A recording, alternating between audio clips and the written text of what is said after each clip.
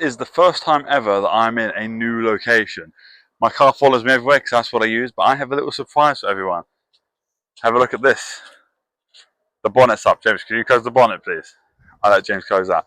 This right here is a very cheap Corsa that I still owe the money for, so it's not mine just yet, but will be mine eventually. And this Corsa is the new project. Now we're going to fix it up. It's got a few issues which I want to take you around with today. So this is everything that's wrong with my cheap Corsa, and I will take you through how much I'm going to spend on it, or how much I paid for the Corsa at the end of the video. So stay tuned for that. And if you want to see the progression of fixing this car, getting it back up to standard and back up to where it needs to be, then please like, subscribe, follow, and do all the fun bits and pieces. So let's start from the smallest things and we'll make our way to the biggest things that are wrong with my new Corsa. So we've got a bit of trim that's fallen down here. Should be a relatively simple fix. Now both of our headlights, they look a bit different. That one's a bit clearer. Once again, relatively simple. It just needs a bit of a clear up. There's many ways of clearing these up which we can go through. Some of the trim hanging off or completely off, which I'll show you around this side. But once again, plastic trim, not the worst in the world. Otherwise, the bodywork is actually in pretty good condition. There's not much in the case of scratching or big gouges or dents or anything, which is actually a really, really good sign. Now, this car's got 120 or 1,000 miles on the clock, so it has definitely lived a life. The inside as well, if it's still unlocked for me. There we go. So this is the inside of the vehicle. Once again, there's not really much going wrong in here. Obviously, the seats have been worn and torn, but they have been driven a lot. This car has lived a life. So it's kind of what you expect, but otherwise it still drives nicely. So, you know, aesthetically and cosmetically, the car is in pretty good shape. Obviously, we have to do a few little changes here and there, fix a few little bits, bring it back up to the standard I want, and give it a clean, which will be his job because he loves cleaning. So he's going to clean the car for us. So, but once we get these bits fixed, there's no point cleaning it to mess it up and get those bits on it again. So now we're going to list off some of the things that aren't going to be as fun. James, would you like to pop the bonnet for me? There she is. So bonnet, I just want to say again, thank you guys so much for all the support on the channel. This is going to be a big one for me. This is going to be a lot of fun. I've already bought some parts for it, but due to time restrictions today, going to work and also the heat, I'm not going to do it today. I thought instead I'll show you everything that needs to be done so we can look forward to seeing where we need to go next time. So James has now popped the bonnet. There he is. The hatch is actually on the opposite side. Yeah, the hatch is on the driver's side, which I find quite a weird quirk. And I don't remember it being like that in my Astra. I had an Astra from 2008, so only 2 years after this one. And the bonnet hatch on the other side. So if anybody knows why that is, let me know. Let me know if it was before they started changing it, because obviously Corsas being Opals are actually European, so maybe that's why. Because obviously they changed to Vauxhalls. I don't know when they changed to Vauxhalls, but at some point. Anyway, somebody with more car history knowledge than Opals and Vauxhalls can probably let me know that. So I'm going to show you the inside of the bonnet, and we're going to have a look at the engine. When it comes to the engine bay, it's looking pretty solid, to be fair. James once again is going to be my personal cleaner for this car, and also my extra pair of hands when I need it.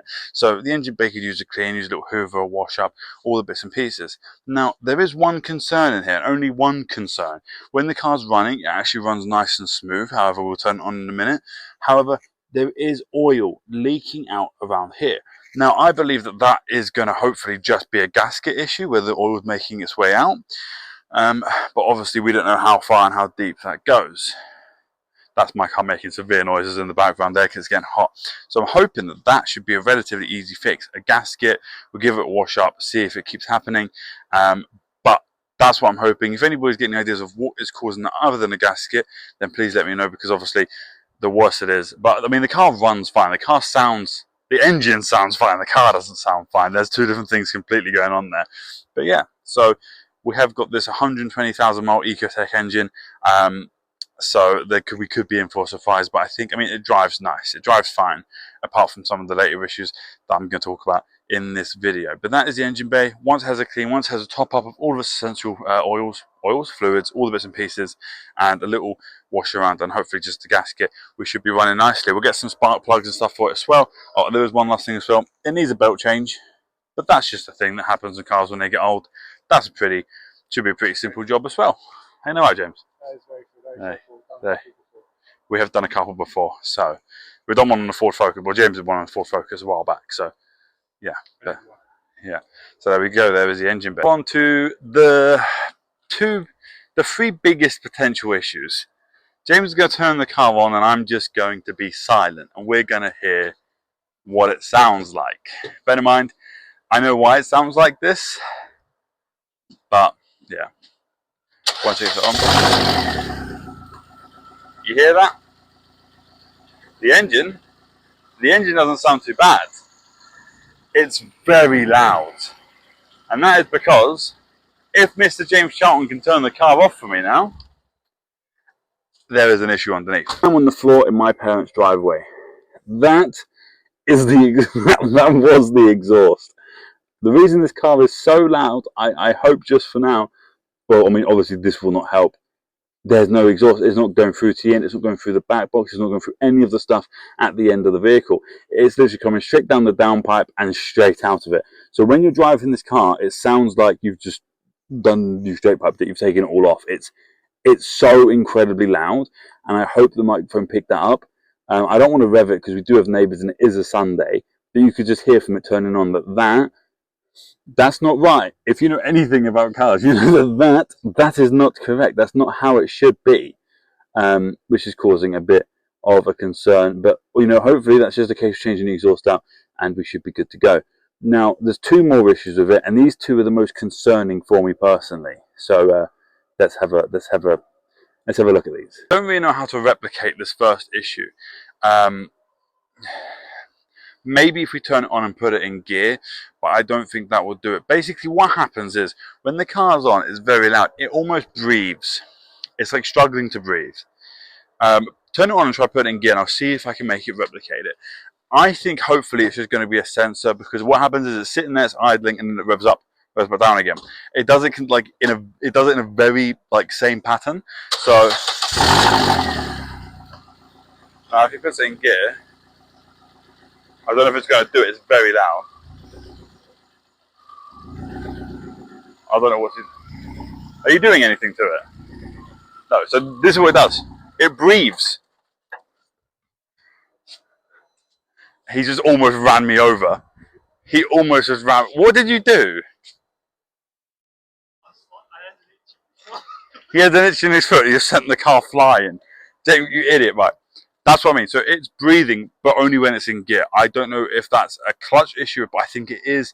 That's a concern to me.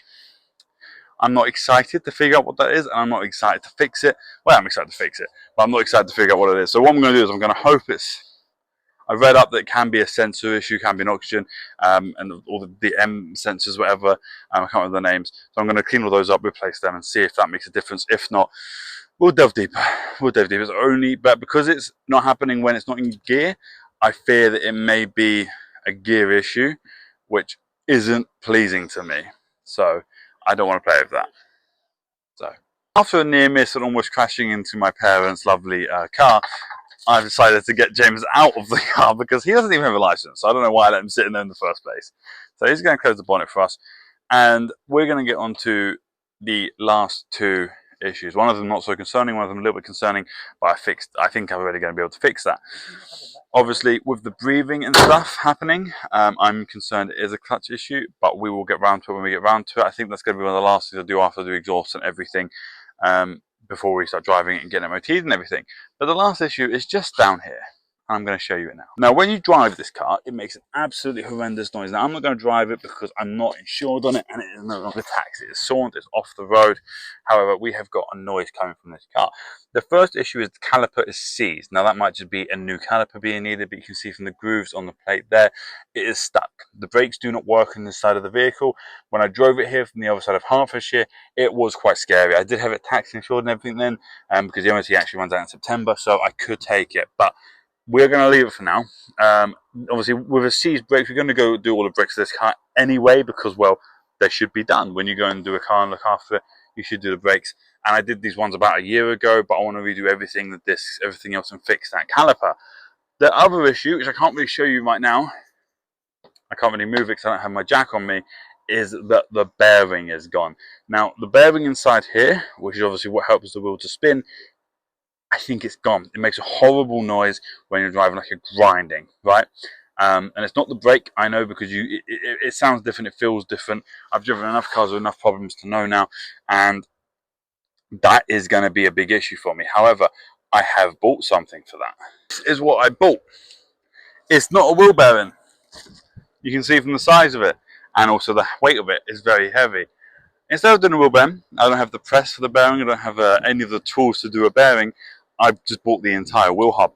I found a Breakers, they sold me one for about 30 odd pounds, which I'm going to tell you obviously at the end of the video. I'm going to tell you how much I'm spending on the Corsa overall, but at the moment that's just 30 odd pounds. So this will be for the car when we get around to doing it. So I'm going to put it in the car for now to get out of mine, but yeah.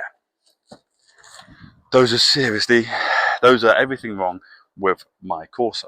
With that in mind, the things that we've got to think about is obviously the oil on the engine. We have to do the bearing and the entire sort of wheel hub section that I've bought that's down there for me from my Breakers. Once again, thank you to them.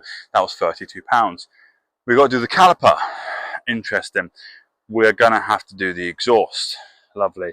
All of the trims, once again, not too bad. And then the last issue, which James has just found out, but even he can't drive, so it might just be a him issue, because I have driven this car for about an hour. He can't drive. Not really. He can't drive.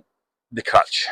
There's not much of a biting point. It's doing that breathing thing when it's in gear. However, it does do sometimes when it's not in gear, so I don't know what it is. But that's going to be the fun part. Now, obviously, after 130,000 miles, with it being a Vauxhall, I've had a Vauxhall before, and it cost me more money than the car itself just to fix it. I'm not expecting this to be an easy job or an easy piece of work. However, I am looking forward to it. And the first thing that we are going to do is we're going to do that bearing. I'm not going to do it today. We're probably going to do it next week or so. Because when that bearing's done, it can drive and it won't sound horrendous. And then hopefully once that's done, that's the first big thing done. Then obviously we're going to look at doing exhaust and stuff. And I want to leave the clutch to last because that feels like something. I mean, then again, I could also try and do it first to see if it's a write-off. But that then actually brings me to the amount I paid for this car. If the car cost me a lot, I don't think I would be too stressed. I think I'll be more stressed about getting it fixed. But this car, this lovely little Corsa, and you're probably not going to think it's a great deal, but I do because I've been wanting a sort of projecty car for a while, has cost me, well, will cost me, I still owe you, I know, £200. 200 Great British pounds. For a car that's engine runs pretty smoothly. Now obviously we're going to have a gearbox issue, but the thing about these Corsas, the reason that I am content with this, is that there's breakers for it everywhere. These Corsas have parts for them everywhere. You go on eBay, you find parts, you find cheap parts. It's good and it's going to work well. And we're going to fix this. And then after we fix this, I'm going to use this for a few things. I've got a few ideas and challenges in my mind, going to different countries, going to the, maybe not the Nürburgring, but going to different countries, doing some challenges, doing some different challenges and seeing what we can do. Obviously, I'm going to bring my lackey along with me because he just loves being involved in all this stupid car stuff. But yeah, this is my brand new Corsa, and today I've shown you everything that's wrong with it. Now, I hope you liked the video. If you want to see what goes further on, please like, subscribe, do all the details. I'm being barked at by a dog for being too loud. You know what to do. Like, subscribe, share, and be a part of this journey. And hopefully, in a couple months' time, we have a car that we can MOT, we can insure, and we can take on some fun adventures. And obviously actually pay for, because I haven't paid for it yet. But I will. Don't worry. It will be mine. And James has just broken it even more. He just pushed in the fog light. Thank you, James. Thank you, brother. Anyway, thank you guys so much for watching, and I hope you enjoyed, and I hope you look forward to seeing more of me and my lovely Corsa. Thank you guys, and see you later. Bye-bye.